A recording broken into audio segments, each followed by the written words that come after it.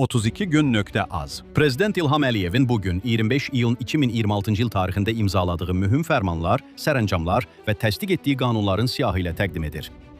Dövlət başçısının təsdiq etdiyi qanunla hərbi qulluqçuların xidmət dövründə xüsusi şəxsi jetonla təmin edilməsi qaydası rəsmiləşdirildi.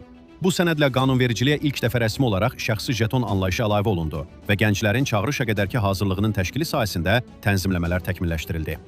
Prezidentin imzaladığı fərmanla yeni yaradılan Dövlət Tibbi Sığorta və Ekspertiza Agentliyinin əsasnaməsi təsdiq edildi.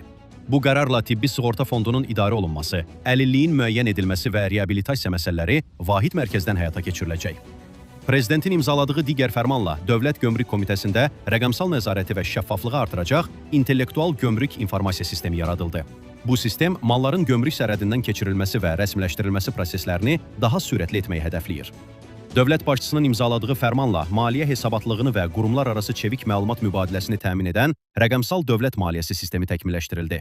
Bu addım dövlət büdcəsinin və resurslarının şəffaflığını daha da artırmağa yönəlib.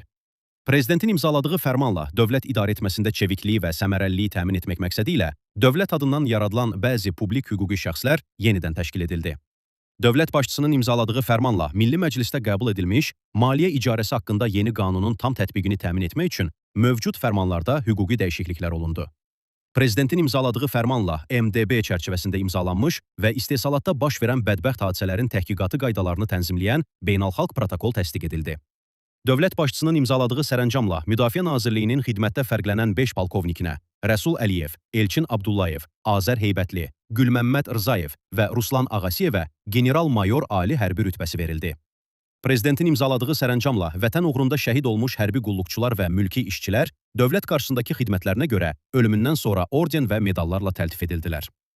Dövlət başçısının imzaladığı sərəncamla Hüseyn Rzaqulu oğlu Quliyev Azərbaycan Respublikasının Özbəkistan Respublikasındakı fövqəladə və səlahiyyətli səfiri vəzifəsindən geri çağırıldı. Günün bütün rəsmi yeniliklərindən anında xəbərdar olmaq üçün səhifəmizi izləməyi və videonu bəyənməyi unutmayın.